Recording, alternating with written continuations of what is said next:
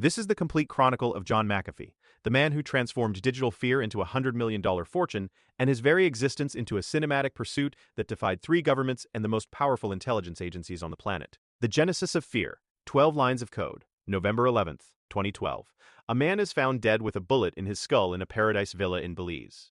The victim is Gregory Fall, and the police have one primary suspect, John McAfee, the eccentric millionaire who created the antivirus software protecting half the world's computers. But when officers arrive at his compound to interview him, the man is gone. What follows is one of the strangest escapes in history. A man who faked his own death, escaped extradition by simulating a heart attack, and spent 18 months fleeing the FBI on a yacht, mocking them on Twitter by posting his exact location. This is not just the story of a fugitive. It is a masterclass in how a single individual can make the world's most powerful nation look like a group of amateurs. To understand the fugitive, one must understand the programmer. In 1987, in Silicon Valley, John McAfee wrote 12 lines of code that would grant him a fortune. At that time, personal computers were beginning to proliferate, and with them, a new risk was born, the brain virus, the first PC virus that spread via floppy disks like a digital plague. McAfee, then a programmer at Lockheed, sensed both the panic and the opportunity. He wrote a detection program in his spare time and called it Virus Scan. Within weeks, desperate companies were calling him. Within months, he left his job to sell his software full-time. His genius was not just technical, but deeply psychological. In a 1989 interview, he mentioned that computer viruses would cause companies to collapse due to financial loss, amplifying public terror so they would buy his product. The strategy worked perfectly. By 1990, half of the Fortune 500 companies were paying for McAfee antivirus. Revenue reached $5 million annually and doubled every 6 months. McAfee became Silicon Valley royalty, the man protecting the digital frontier. But John hated structure. He despised meetings, bosses, and conformity. This was the man who had been expelled from a doctoral program for sleeping with a student, who left engineering jobs to experiment with hallucinogens, and who organized occult ceremonies in his offices just to antagonize convention. In 1993, he retired, sold his shares for $100 million, and left the company that still bears his name. He was 48 years old and free. The descent into the Belizean jungle for a time, he tried to lead a quiet life with yoga, ultralight aircraft, and Eastern mystery books, but nothing satisfied him. In 2008, the financial collapse evaporated most of his fortune. His net worth fell from 9 figures to just $4 million. This loss ignited his deepest suspicions. He decided that governments and institutions were parasites designed to crush individual freedom. "I am not going to let the state live my life," he told a reporter. In 2009, John boarded a plane to Belize, a place with no income tax, no IRS, and practically no rules. Only turquoise water, jungle, and the promise of absolute autonomy. He bought a beachfront villa in Ambergris Cay and a jungle compound near Orange Walk. He hired armed guards, ex-convicts for security, and surrounded himself with local muscle. He built a laboratory to research jungle antibiotics, believing he could cure superbugs with local plants. He lived with multiple young girlfriends and created an ecosystem of freedom based on money and fear. Locals believed the American millionaire was either crazy or dangerous, possibly both. During the day, John piloted his ultralight plane over the river. At night, he sat with automatic weapons as his favorite companions. His paranoia turned into isolation-driven psychosis. He began fighting with local gangs over territory and had constant conflicts with his neighbor Gregory Fall. Fall, a 52-year-old man from Florida, had moved to Belize seeking silence. Instead, he found McAfee's dogs barking all night and armed guards patrolling the beach. On November 9, 2012, something broke. That night, McAfee's dogs were found dead, poisoned with contaminated meat.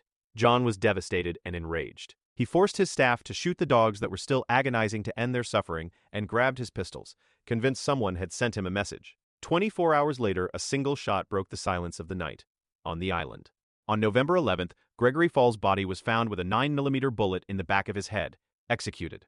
When police arrived at McAfee's compound, they found the door open and the house empty. The man who once protected millions of computers was now the primary suspect in a homicide. The Great Escape, the art of digital flight. John did not hide by chance. He had been planning this for months. Within 6 hours, he and his partner Samantha were already moving through a network of safe houses in the Belizean interior. While police and soldiers searched cities with helicopters and blocked rivers, John hid in concrete bunkers and fishermen's huts.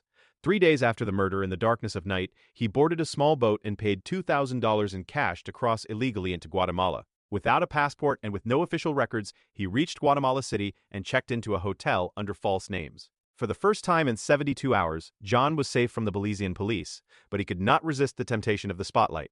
He invited journalists to document his flight, which led to a fatal error. A photograph was published with the GPS location metadata intact.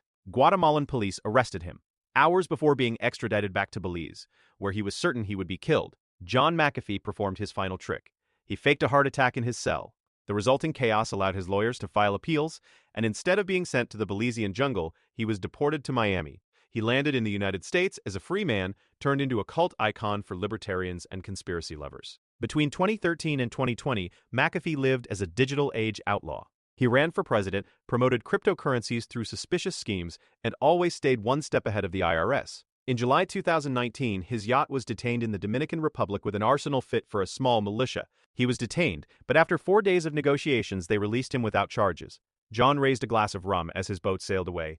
"Even when I am arrested, I walk free," he said. But the circle was tightening. At the end of 2019, he moved to Eastern Europe, posting cryptic videos from safe houses. He claimed to have files on the corruption of governments worldwide. "If I fall, everyone falls with me," he threatened. Sunset in Barcelona, the last cell in October 2020. Perhaps limited by pandemic travel restrictions or simply exhausted, John did something unusual. He stopped running. He and his wife Janice rented an apartment near Barcelona, Spain. On October 5th, while attempting to board a flight to Istanbul, a passport scan triggered an Interpol alert. Within minutes, Spanish police surrounded him. After years of evading law enforcement in 3 countries, John McAfee was arrested at the request of the United States Department of Justice. The game appeared to be over. He was held in the Bryans II prison in Barcelona, where he spent 8 months awaiting extradition. Without weapons, without gadgets, and without Twitter on demand, he had only walls and time. Through his lawyers, he sent sporadic messages. In one, he wrote, "Know that if I am found hanging like Epstein, it will not be my fault." He was referring to Jeffrey Epstein, found dead in a federal cell under suspicious circumstances. John even got a tattoo that read, "Whack D," to warn of a supposed plot against him. He insisted before the Spanish court that the tax evasion and cryptocurrency fraud charges were politically motivated and that he was a persecuted dissident. But the court did not yield. U.S. prosecutors had built a solid case. 8 counts of tax evasion and millions of dollars owed, plus charges for manipulating cryptocurrency prices to defraud investors. McAfee knew that if extradited, he would die in an American prison. On June 23, 2021, the Spanish National Court signed the extradition order. An hour after receiving the news, John called his wife to tell her he loved her. There were no more calls. At 7 in the evening, guards found John McAfee hanging from a bedsheet in his cell. Paramedics could not revive him. The official cause of death was suicide by hanging at the age of 75. His death did not bring closure. His wife Janice publicly insisted that John was not suicidal and that he was upbeat in their last conversation.